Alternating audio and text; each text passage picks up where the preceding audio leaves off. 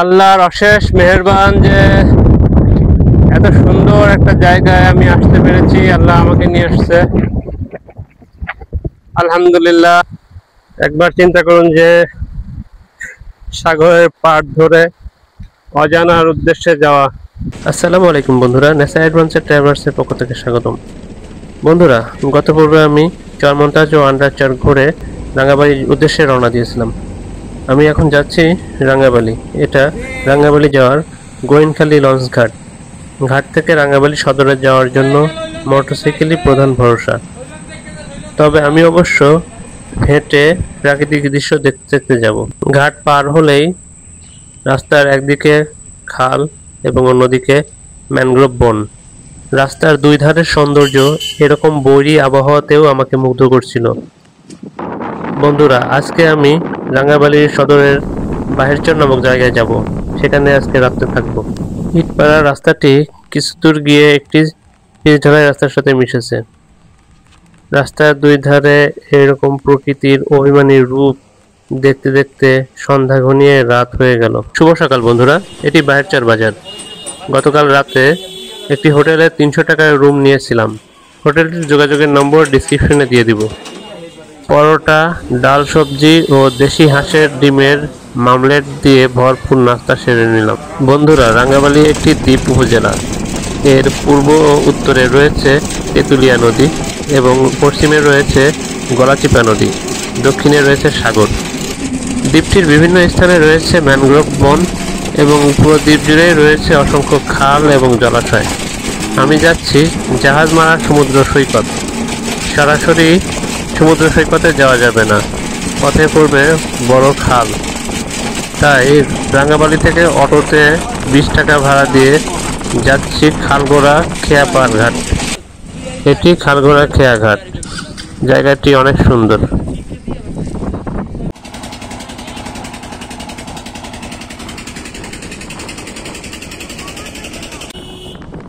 খেয়া পার হয়ে 300 টাকা ভাড়া মিটিয়ে একটি মোটরসাইকেলে যাচ্ছি জাহাজমারা সমুদ্র সৈকত।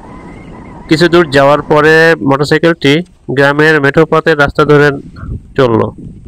এই রাস্তার দুই ধারের সৌন্দর্য এত বিমোহিত করছিল আমাকে যা ভাষায় প্রকাশ করা সম্ভব না।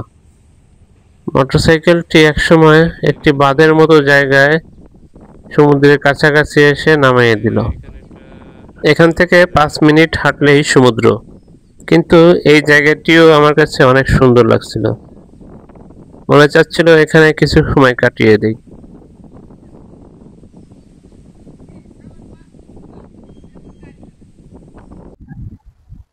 জাহাজমারা বিচে সমুদ্র সৈকতে যেতে এরকম একটা টাওয়ার চোখে পড়লো। এরপরেই জাহাজমারা সমুদ্র সৈকত, সমুদ্রের এই পাশে। আর এই পাশটা অনেক সুন্দর একটা মাঠ, ওইদিকে বন দেখা যাচ্ছে। টাওয়ারে 2টা টয়লেটের ব্যবস্থা করছে, একটা টিউবওয়েল, কিন্তু টিউবওয়েলটা বসানো হয় না এখনো। চলে আসলাম জাহাজমারা সমুদ্র সৈকত। এদিকে সাগর, সাগরের ঢেউগুলা আছে পড়তেছে। এখন সম্ভবত ভাটা, পানি কম। আর এদিকে গাছের গুড়িগুলা কিভাবে রয়েছে, স্রোতের সাথে সাথে বালি চলে গেছে, শুধু গাছের গুড়া লেগে আছে। এটা একটা অদ্ভুত সৌন্দর্য।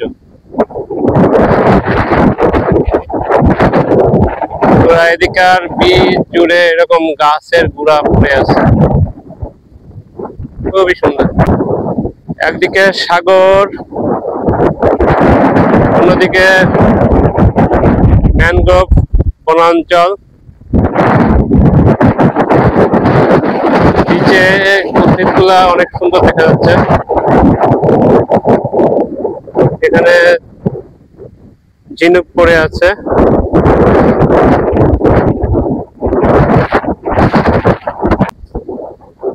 যতদূর চোখ যায় শুধু এই ধরনের উদ্ভিদ বীজ।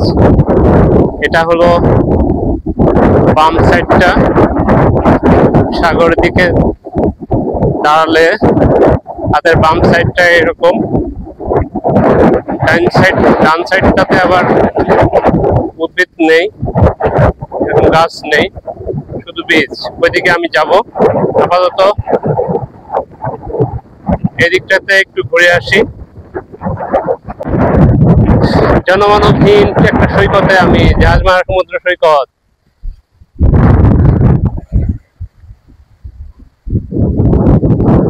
একদিকে জঙ্গল, অন্যদিকে সমুদ্র।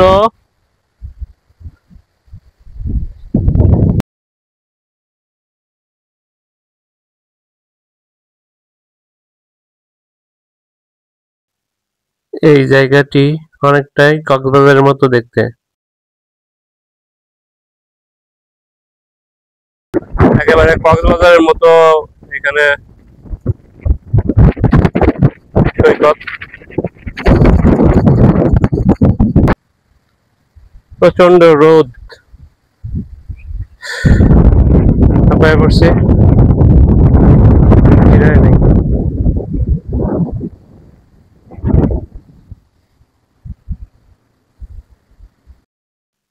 দুর্গম এবং অপরিচিত এই বীজটিও মানুষ সৃষ্ট আবর্জনা থেকে রক্ষা পায়নি, তাই একটু পরিষ্কার করার চেষ্টা করলাম। বেশিরভাগই পেলাম ড্রিঙ্কসের বোতল এবং বিরিয়ানির প্যাকেট, তাছাড়াও মাছ ধরা জেলেদেরও কিছু আবর্জনা, প্লাস্টিক জাতীয় আবর্জনা পেলাম। বন্ধুরা, গতকাল 4 নম্বর সিগন্যালের কারণে চরমন্তাজ থেকে সোনারচর চরহেয়ারে যেতে পারলাম না। সারাদিনই বৃষ্টি ছিল, মেঘলা আবহাওয়া ছিল, অথচ আজকে কাঠফাটা রৌদ্রের কারণে সমুদ্রের তীরে গিয়ে দাঁড়াতে পারছি না। এখানে একটি ভাঙা নৌকা দিয়ে মাচাল বানিয়ে রাখা হয়েছে, সেখানে শুয়ে বসে বিশ্রাম নিচ্ছি। বন্ধুরা, যাচ্ছি পানির খোঁজে, খাবার পানির খোঁজে। জানি না কোথায় পানি পাবো। এই জায়গাটা অনেক সুন্দর।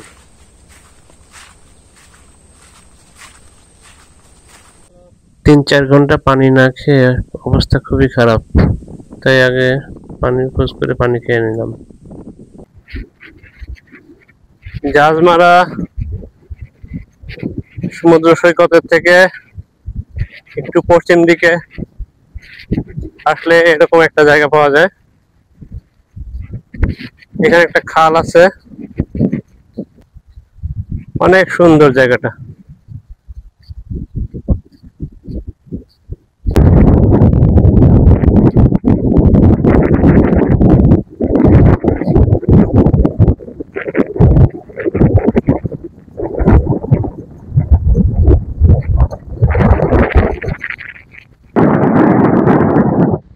অনেক সুন্দর একটা বীজ,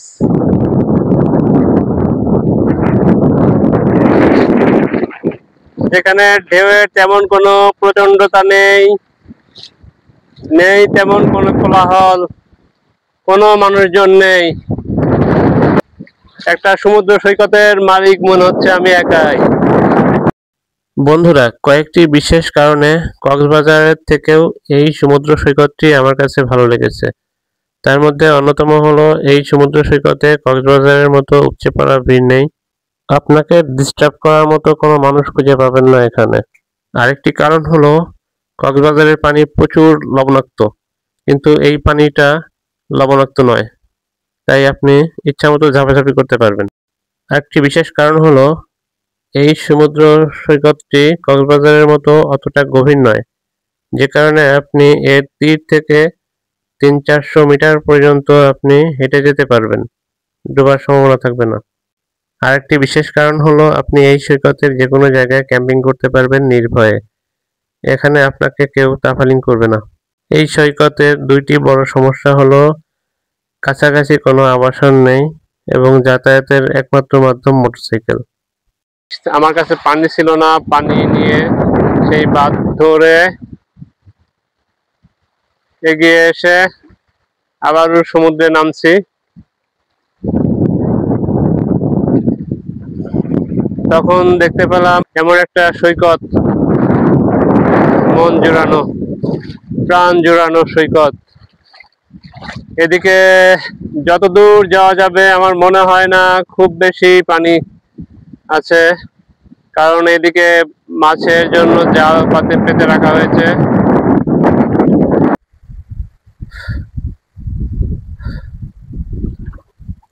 আল্লাহর অশেষ মেহেরবান যে এত সুন্দর একটা জায়গায় আমি আসতে পেরেছি, আল্লাহ আমাকে নিয়ে আসছে, আলহামদুলিল্লাহ।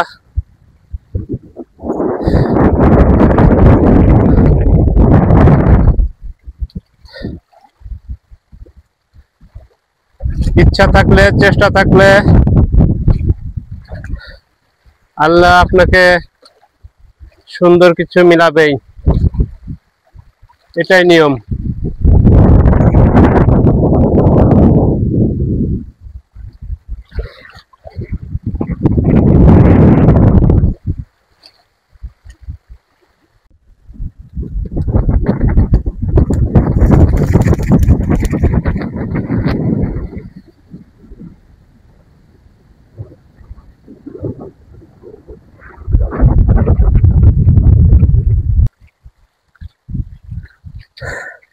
আমি এখন সমুদ্র সৈকত ধরে নিচকাটা বিচের ওদিকে যাব, সৈকত ধরে যতদূর যাওয়া যায় যাব, আর যদি ভালো কিছু পাই আপনাদের দেখাবো, সাথেই থাকুন। আমাকে দেখে এই কুকুরটা আমার পিছু নিয়েছে, হয়তো আমার সাথেই সাগর যাত্রা করবে।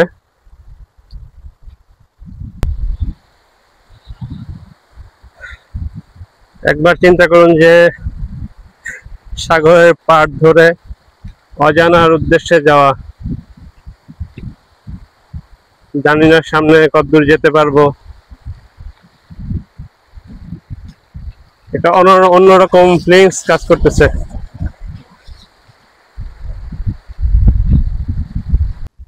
চলার পথে এই জায়গাটা আবার একটু অন্যরকম, এটা আপনারা ধারণা করতে পেরেছেন। হ্যাঁ, এটা গুলিয়াখালী সি বিচের মতন দেখতে, তীরের এই জায়গাটা। আমি স্যান্ডেল ব্যাগে ঢুকিয়ে হাঁটছিলাম সমুদ্রের তীর ধরে, কিন্তু আবার উপরে উঠতে হলো। এখানে তো ছোট ছোট ঝিনুক রয়েছে, সেগুলোতে পাও কাটার সম্ভাবনা আছে, এবং ঘাসগুলো অনেক শক্ত, হাঁটতে কষ্ট হচ্ছে। খুব সাবধানে হাঁটছি, একটু থেকে একটু হলে পরে আমার পাও কেটে যাবে। এখানে অনেক ছাগল, গরু চড়ানো হচ্ছে। বন্ধুরা, আর রিস্ক নিলাম না, পা কেটে গেলে এখান থেকে আমাকে রাঙাবাড়িতে ফিরতে কষ্ট হয়ে যাবে।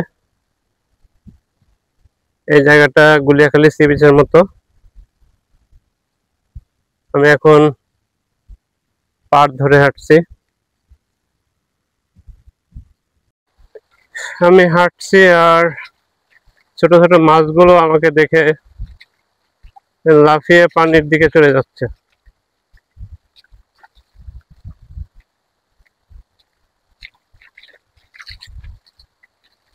এর থেকে বেশি পরিমাণে আমার হয়েছিল চরকুকরিমুকরিতে।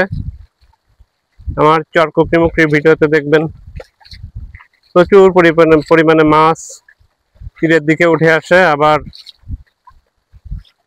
মানুষের তাড়া পেয়ে পানির দিকে চলে যায়, এবং সেটা একটা অনেক সুন্দর দৃশ্যের অবতারণা করে। বন্ধুরা, ঢাকা থেকে চরমন্তাজের লঞ্চে গোয়িনখালী ঘাটে নেমে এখানে আসতে পারবেন। তাছাড়া বাই রোডে কলাপাড়া এসে কলাপাড়া থেকে লঞ্চে রাঙ্গাবালী আসতে পারবেন। থাকার জন্য রাঙ্গাবালী সদরে বায়েরচর বাজারে কয়েকটি হোটেল আছে, সেখানে থাকতে পারবেন এবং মোটরসাইকেলে রিজার্ভ করে এই সমুদ্র সৈকতে ঘুরে বেড়াতে পারবেন। মোটরসাইকেলে ভাড়া পড়বে আপ ডাউন 500-600 টাকা। বন্ধুরা, আমার মোবাইল ক্যামেরার চার্জ শেষ হয়ে যাওয়ার কারণে নিচকাটা বিচের খুব কাছাকাছি এসে ভিডিও শেষ করতে হচ্ছে। নিচকাটা বিচের কিছু স্থির চিত্র আমার ভিডিওর শেষে থাকছে। দেখা হবে অন্য কোনো জায়গায়। সে পর্যন্ত সবাই ভালো থাকবেন, আমার জন্য দোয়া করবেন যেন অনেক সুন্দর সুন্দর জায়গা আপনাদের দেখাতে পারি। আল্লাহ হাফেজ। বিদায় নিচ্ছি রাঙ্গাবালির সমুদ্র সৈকত থেকে।